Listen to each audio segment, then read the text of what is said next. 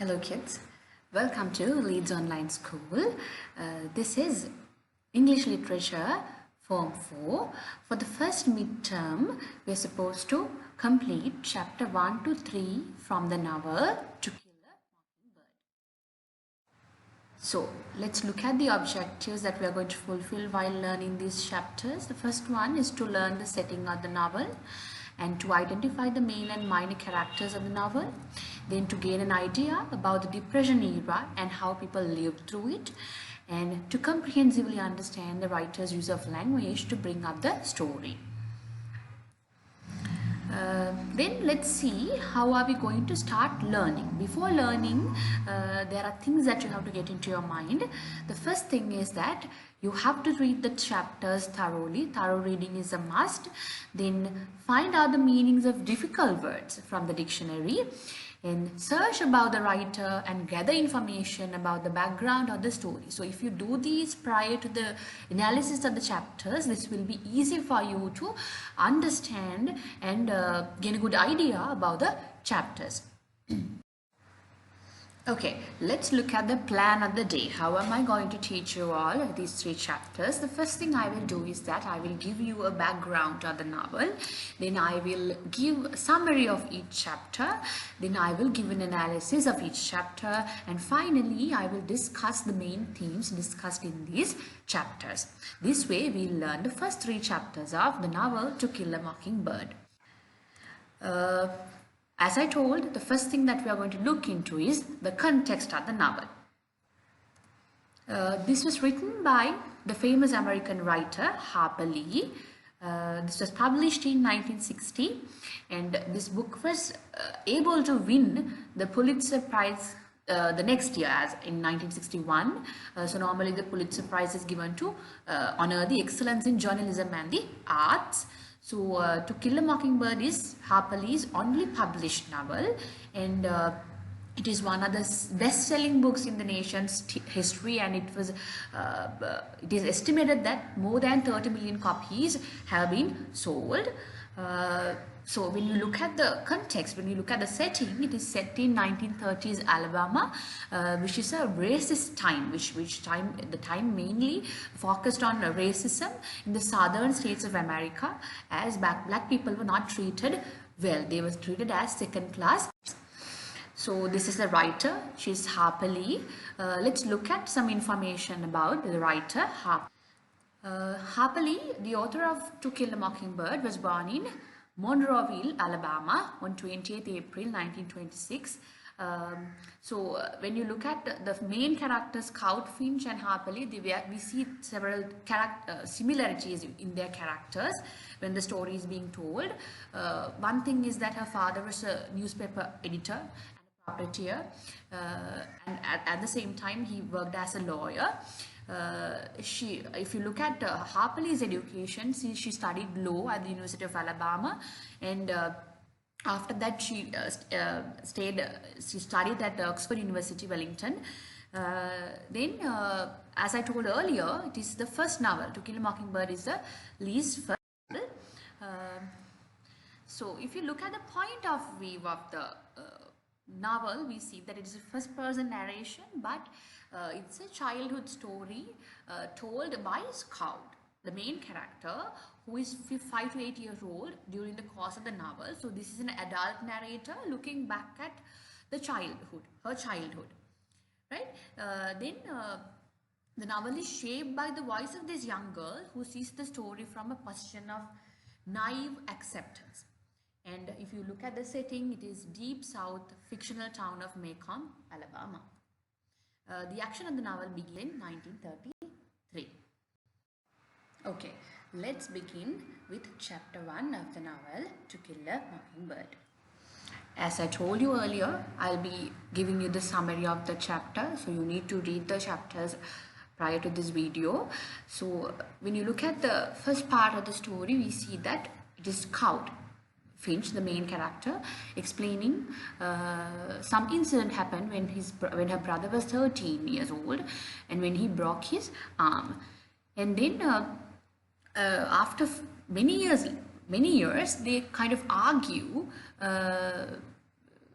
telling that this is the fact that led to the accident. They argue about the factors which led to the accident at that time, right? And then Jem maintains, according to Jem, it is he tells that it all began the year Dill arrived, while still Scout insists that they take a broader view. So then she goes into a description of a brief account of a family's history. Then he gives details about her ancestor Simon Finch, who left England to escape religious persecutions and established a modest plantation called Finch's Landing. Then we see that the Finches remained on the land until Scout's father Atticus and his brother left to study law and medicine respectively. Then after they come back, after Atticus finished his education, he sets up a shop in Maycomb, 20 miles away from Finch's Landing, and it related to nearly everyone in the country.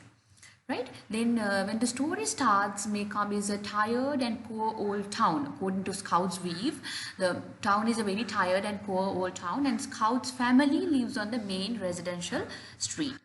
Then Scout and Jem love their father, Atticus, but their cook, Calpurnia, is a mystery to them. Since Scout's mother died when Scout was 2, Calpurnia raises Scout and Jem, and Scout finds her tyrannical. Then when Scout is 6 and Jem is 10, they spend their summer playing on their block, and one morning they find a boy sitting in Miss Rachel's college patch. That is the place where they meet their best friend, who turns their best friend Dill, right? So he introduces himself as Charles Bake Harris, or Dill, and announces that he is almost 7 and can read. Right? Then Scout gives some description about Dill. He is from Mississippi and he was spending his summer with his aunt Miss Rachel, who is a neighbor of Scout and Jem. Then after this, they spend the summer in their tree house and they perform their various dramas based off their favorite books. They spend a good time with the boy. So by August, though they are bored, and Dill turns his attention to the Radley place, right? Radley place is the neighbor house. So Dill only was interested at that place. According to Scout, the Radley place is the house which is two rows next to Scout's place. So they believed that the phantom lived inside and he did some petty crimes, and children believed everything that they heard from the neighbors. Mainly, they believed that the property is poisoned. Right? Then if you think about the Radleys, they kept to themselves. They didn't have any kind of relationship with the neighbors. According to the legend is about this young boy Arthur, or they call Boo Radley. He joined a gang in his teens and participated in tormenting a parish official, and rather than allow his son to attend the industrial school, Mr. Radley kept Boo at home from then on. Then according to the neighborhood, especially from Miss Stephanie Crawford, another character you find in the novel, Boo stabbed his father with scissors when Jem was a little boy. So Mr. Radley died soon after, and Calpurnia whispered. Calpurnia is the cook of Jem and Scout and the family. She whispered that he was mean, which surprised Jem and Scout. She never speaks ill of white people. Now, little by little, you will learn how the writer approaches this fact of racism. So Calpurnia is a black person. Then Nathan Radley returned to the house after the father's death. The elder son returned to the house and imprisoned his brother. So Dill is so fascinated by these factors, right? Then Dill decided that he'd like to get a look, right? So he dares Jem to touch the house by goading and insulting him. Jem takes his time but races to the house, slabs the sliding, and then races back to the safety of his own porch with Dill and Scout behind him. So he took the dare and he touched the house and came back. The children notice a small movement in the window. Okay, now we read the summary, we have an idea about the storyline. Let's look at the analysis of chapter 1. So the opening on the novel is effectively established a foundation for many of its themes, because the writer brings you a very clear setting of the novel, how she introduces the characters, right? Then The fact that Simon Finch left the country because of religious persecution shows the existence of prejudice. Prejudice is some main theme the writer discusses here. So that fact even shows it. So and on the other hand, the fact that Atticus, Jem and Scout are related to most people in the country shows the nature of small town southern life, right? So he said that they are related to everybody in the town, right? So Maycomb is a close-knit and insular community. And on the other hand, the Scouts describe the town as a tired town, right? So with that, she tried to further establish a setting in the story, which is takes place in the Great Depression era. Then when we look at Scout's language, so it makes us clear that Scout functions in the novel in two ways. One way is that as a child who is its main character, but also as a grown-up narrator looking back on her younger self with more knowledge and more wisdom. The opening of the novel introduces the idea that this will be a novel about young Scouts growing into her older self. Then Scout likely finds Calpurnia tyrannical and one-dimensional because she is so young and can't yet understand Calpurnia as a complex individual. Then Dill and his imaginations begin to situate these kinds of fantasy games as a hallmark of childhood in Mockingbird. While the fact that the games are based off of books indicates that all of these children are literate. Then the beliefs that a phantom lives in the house, Radley House, and that everything is poisoned is clearly the work of young imagination. So, like, children tend to do this stuff. But note where those rumors likely stem from, where they came from. The Radley family is considered strange and even evil because they don't socialize much with people in Maine. Okay, we learnt about chapter 1, then let's move to chapter 2 of the novel, To Kill a Mockingbird. Okay, let's look at the summary of the chapter. So, in the beginning of the chapter, we are told that Jill goes back home to Mississippi in early September. Scout is miserable about that fact, but when she remembered that she had to start school, she is back to joy. So, Jem agrees to take Scout to school because at that time, Jem was already schooling, but he warns Scout that she can't bother him at all, right? Because things are different at school. So when then writer gives us a discussion of the classroom. So we are introduced to the class teacher. She's Miss Caroline. So after reading the class a silly story about talking cats, Miss Caroline prints the alphabet on the board. Right, nearly every student can read it since many failed first grade last year. But Miss Caroline asks Scout to read it aloud. So here is the place where she gets into trouble. Scout then reads most of her reading book and part of the newspaper as well. So this makes Miss Caroline upset and tells Scout to tell Atticus not to teach her anymore. Scout isn't sure what she did wrong. She can't identify that. She can't remember not knowing how to read. Then at recess, at the interval, Jem finds Scout and Scout explains her predicament. Then Jem assures her that Miss Caroline is introducing a new teaching method called the Dewey Decimal System, which Scout doesn't question because she doesn't understand. Then back in class, Miss Caroline waves cards printed with cat, rat and other words. So Scout is bored because she already knows these words and she can very well read. So she begins a letter to Dill. Miss Caroline calls Scout for writing in cursive, which she isn't supposed to learn until the 3rd grade. Scout explains that Calpurnia taught her cursive on rainy days to keep Scout out of her hair. Miss Caroline prepares the class for lunch by taking stock of who will go home to eat and who brought lunch. She notices that Walter Cunningham isn't going home and doesn't have a lunch. Then Walter quietly agrees that he forgot his lunch but refuses Miss Caroline's offer of a quarter to eat downtown to be paid back later. Then Scout notices that despite his poverty, Walter is clean and tidy. Someone hisses for Scout to explain the situation. So Scout raises her hand and announces that Walter is a Cunningham, which Miss Caroline doesn't understand. She believes her meaning is clear. Everyone knows that the Cunninghams have no money or extra food. Then at Miss Caroline's prodding, Scout explains the Cunninghams won't accept anything if they can't pay people back. Then Scout gets back into a description how she knows about the Cunninghams. She tells the readers that last year Atticus helped Mr. Cunningham with his entailment. Then throughout the winter, Atticus found firewood and foodstuffs on his porch as a reward because they don't have money to pay back.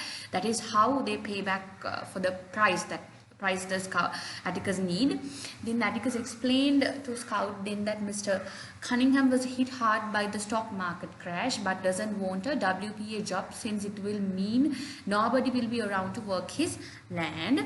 So not being able to explain this as well as Atticus, Scout tells Caroline that she is shaming Walter since he can't pay her back. So that is how now she's a small kid. So that is the best that she can explain it to the teacher. Then Miss Caroline hauls Scout to the front of the room and asks her to hold out her hand. Then Scout is confused when Miss Caroline lightly taps Scout's hand with a ruler. So that's how her first day to school ends. Then children laughs when they realize Miss Caroline whipped Scout.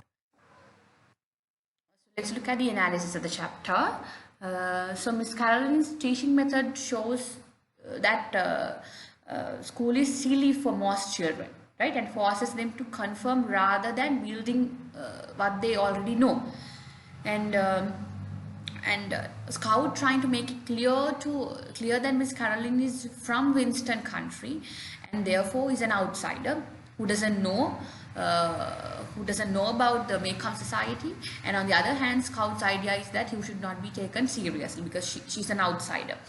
And this again shows that how insular Maycomb is, while also making the case that Scout is missing out an opportunity to expand her horizons because she is not able to be in a class where which suits her maturity, suits her education. Then a Dewey Decimal System is the system which Jem explains to Scout, where he says that nothing to worry about Miss Caroline because she is using a new teaching method.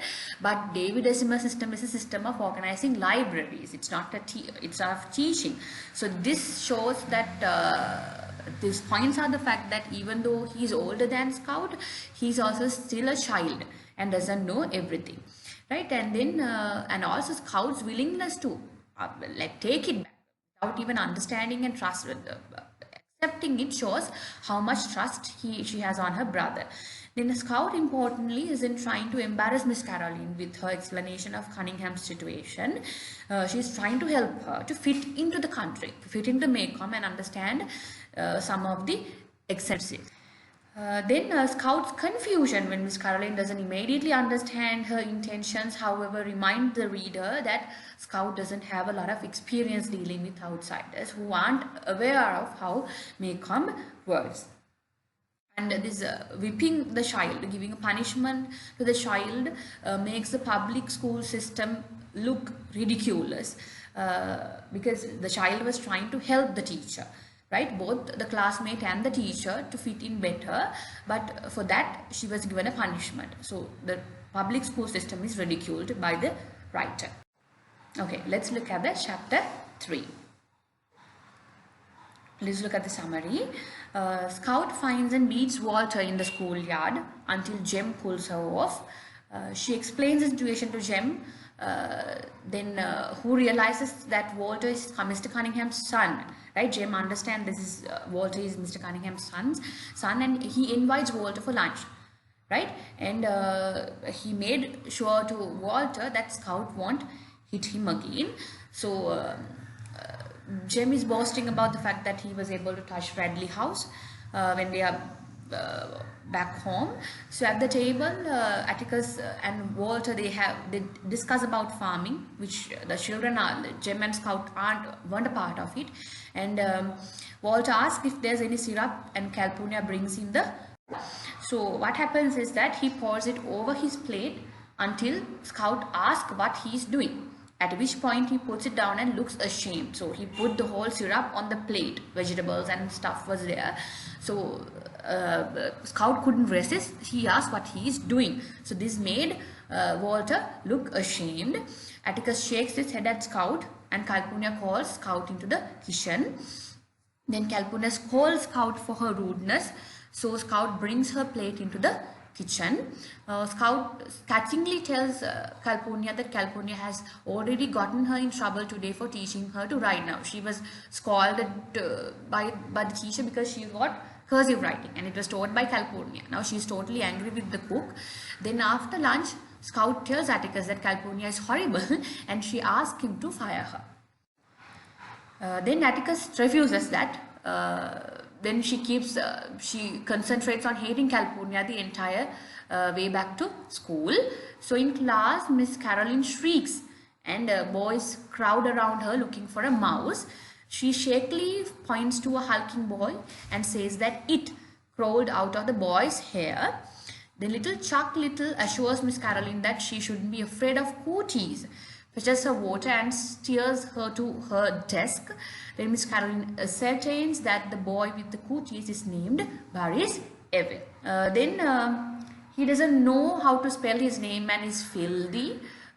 Miss Caroline asks him to go home to treat his scalp and to bathe before returning. Baris stands and laughs rudely at the teacher. He says that he's already done his time, and another classmate explained to Miss Caroline that the Ewell children come every year on the first day of school but don't come back. So we come across, earlier it was Cunningham's, now we come across Ewells. So Ewells don't come back to school, they come only to the first day of the school. He says that Mr. Ewell is contentious and that they have no mother. Miss Caroline asks Baris to sit back down, but he looks suddenly enraged with the teacher. Then Chuck tells Miss Caroline to let Baris go and she takes his side. Baris slouches the door and once out of rage, he hurls insults. He insults the teacher, so teacher started crying. The students cluster around Miss Caroline's desk and comfort her. Scout races past the Radley place that afternoon. Now she had to go alone because Jem stays more than her at the school. So she felt gloomy. Then she decides to run away and answers Atticus's questions about school with one-word answers. Calpurnia is oddly kind to Scout and insists that she missed her and Jem. So Scout decides that Calpurnia has realized the error of her ways.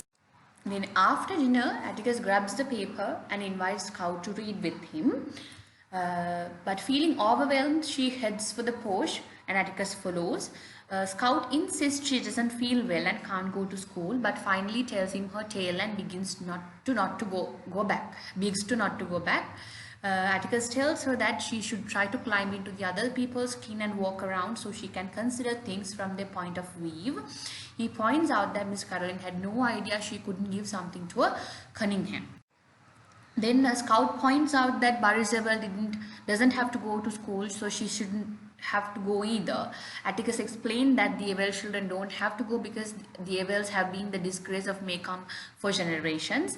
They live like animals and it's silly to force them to go to school. Then he says that similarly Mr. Ewell can hunt out of season because he spends his relief checks on whiskey and people don't want the children to go. Then if we look at the analysis of the chapter, we see that again Scout betrays how uncomfortable she is with difference of any sort when she calls Walter out for pouring syrup over his entire plate. Then this is something she'd never do, but presumably it's something normal in the Cunningham home. When Calpurnia is the primary one to scold Scout for this, it situates her in more of a parental role, motherly role, not just the role of the Finch's cook. Then Scout's narration out the differences between the Cunninghams and the Ewells. While Walter is clean for his first day of school, Baris is filthy. This introduces Scout to the idea that there are different levels of poverty in her small town and a variety of different ways of dealing with that poverty among families. And Miss Caroline's reaction leaves much to be desired and shows again how poorly prepared the school system is to serve all the children in it. Then education system isn't designed to either give teachers the tools to deal with all of their students or to effectively educate the willing students. That the Ewell situation is common knowledge in Maycomb speaks again to the insular and close-knit nature of the town. Then when Scout walks away from Atticus rather than read with him anyway, it makes it clear how much pressure she feels to confirm and follow Miss Caroline's directions. And her unhappiness about having to conform is an early indicator that the adult world is rooted in conformity, something that Scout, especially at this point, can't deal with. Then in other situations, however, Scout is able to confirm and understand her surroundings properly, as shown by her ability to navigate and explain Maycomb's centricity. Okay, let's look at the main themes discussed by the writer in these chapters. The first one is good, evil and humanity. She explains this through the new characters introduced. Then prejudice was seen. I explained it to you earlier. Then small town southern life. It is throughout the whole chapters. You see how the town is formed, how small the town is. Then growing up, how Scout learned little by little about the people she lives with. Okay, so we have reached the end of the video, so I think you were able to gain a good knowledge about the first 3 chapters of the novel. So until I meet you with another video, thank you so much. See you again.